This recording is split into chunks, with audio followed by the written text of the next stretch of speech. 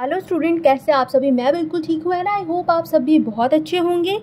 हमने लास्ट में human anatomy physiology का बोन स्टार्ट किया था, क्लासिफिकेशन ऑफ बोन, और वही टॉपिक मैं आगे से समझाने वाली हूँ with the help of diagrams. इसलिए मैंने ये नोट्स लेकर रखे हैं ताकि आपको विद डायग्राम समझाऊँ। तो देखिए, ये स्कल है, स्कल बोन, जिसमें फ्रंटल होता है, स्फेनॉइड होता है, ये नाक की जो हड्डी है जिसको हम नासल बोन कहते हैं। यही लैक्रिमल बोन है। लैक्रिमल पता है ना, आंसू की जो ग्रंथि होती है, लैक्रिमल जो बोन है, यहीं पे आंसू की भी ग्रंथि होती है, जो आपको आंसू आते हैं। ठीक है, जाइगोमैटिक बोन है यहाँ पे। मैक्सिलिया है जो कि आपके टीथ को जो कवर्ड करता है, ऊपर का पोर्शन जो होता है वो होता है मैक्सिलिया। और मैंडिबल हो गया बिल्कुल आपका जॉ बोन जिसको कहते हैं, वो मैंडिबल हो गया। ठीक है, उसके बाद देखिए पीछे मतलब बैक साइड में पैराइटल बोन है। ठीक है, यहाँ स्पेलिंग में मिस्टेक है। पैराइटल बोन है, टेम्पोरल बोन है, ऑक्सीपिटल बोन है, मैस्टोइड प्रोसेस है। एक एक करके ये सब कुछ हम समझने वाले हैं।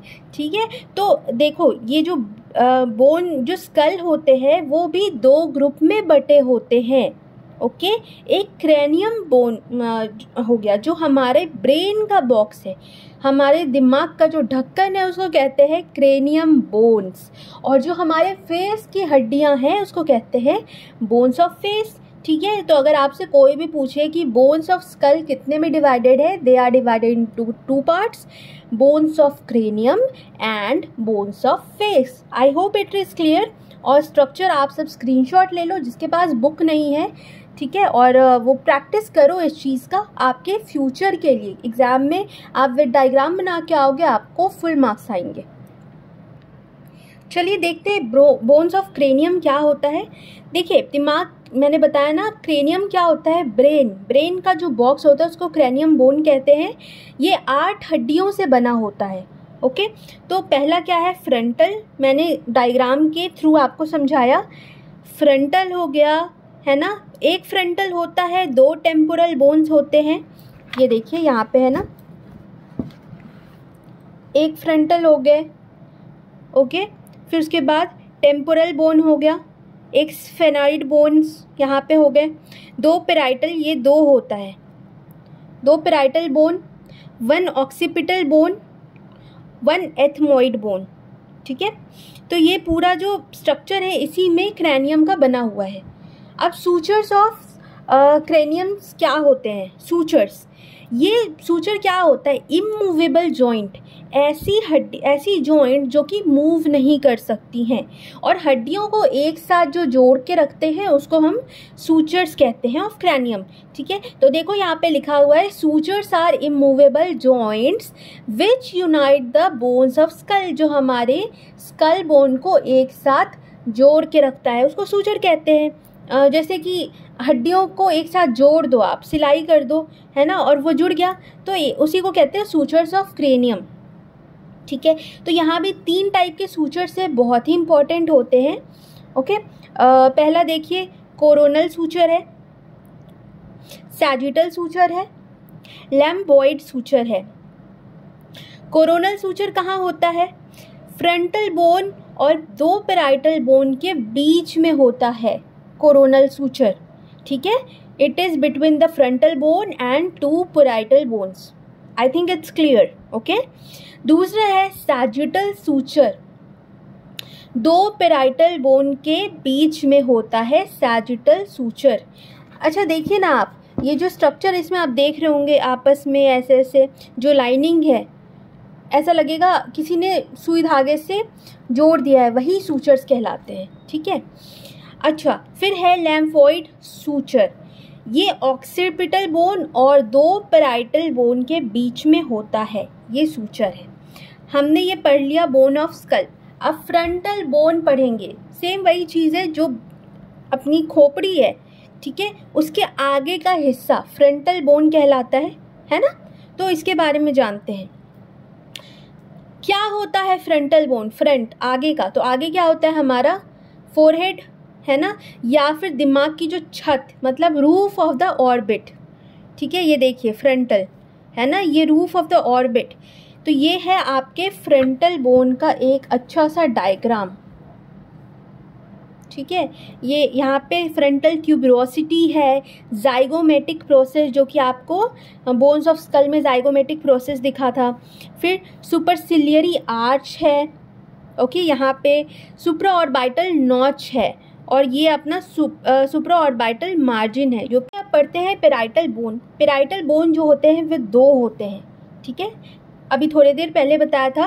ये भी रूफ और साइड्स, जो स्कल का रूफ और साइड होता है ना, मतलब छत और जो साइड्स होते हैं उसको ये क्रिएट करता है। इसमें भी 4 बॉर्डर्स होते हैं, 1 2 3 और एक नीचे 4 बॉर्डर्स होते हैं।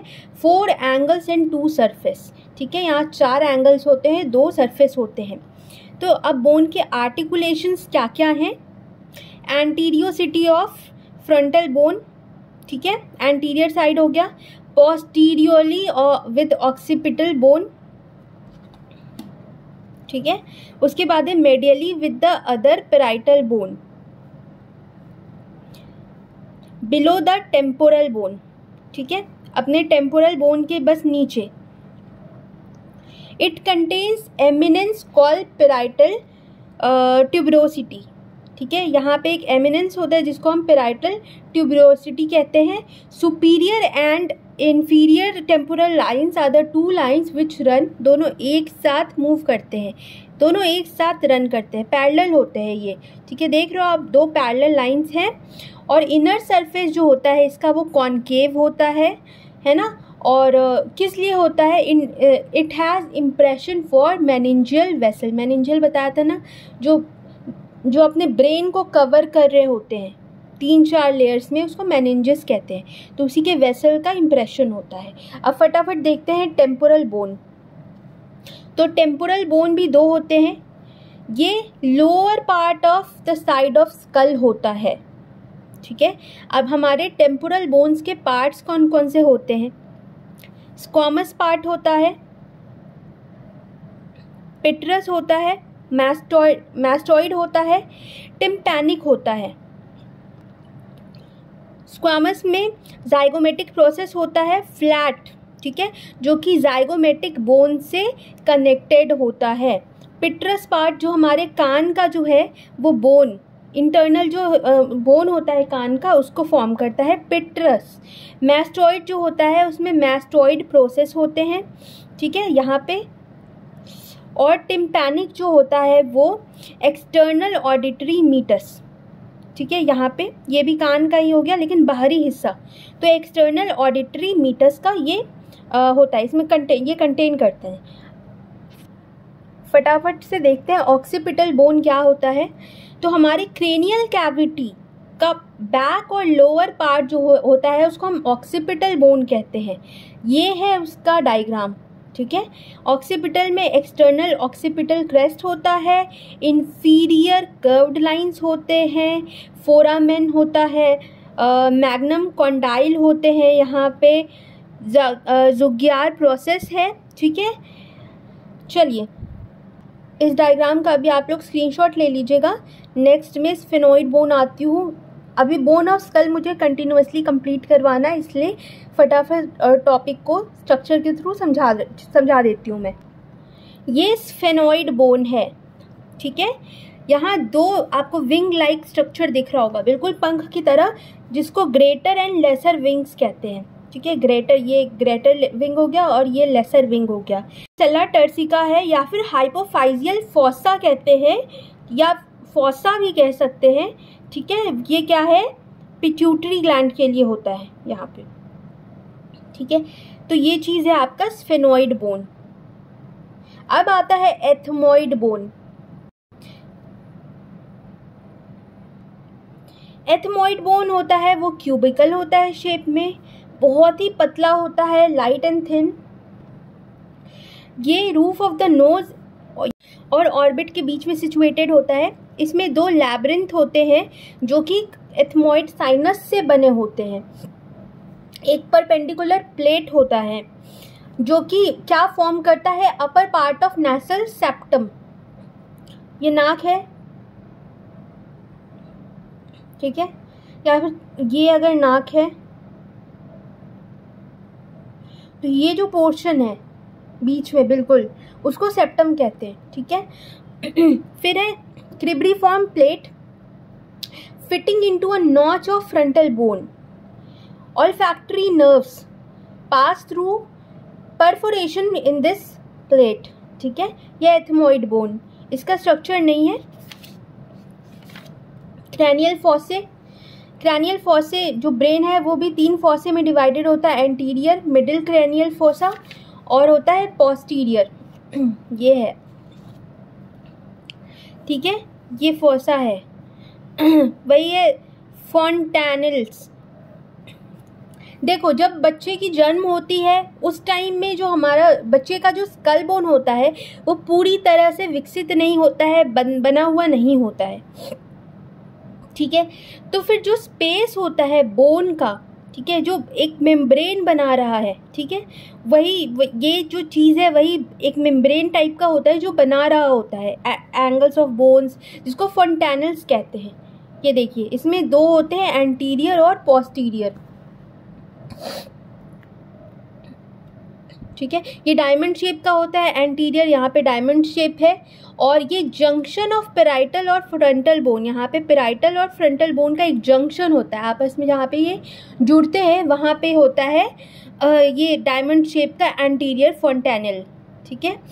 और ये बनना कब, जैसे मतलब दिस फॉन्टेनल क्लोजेस, बंद हो जाता है। कब बंद होता है ये?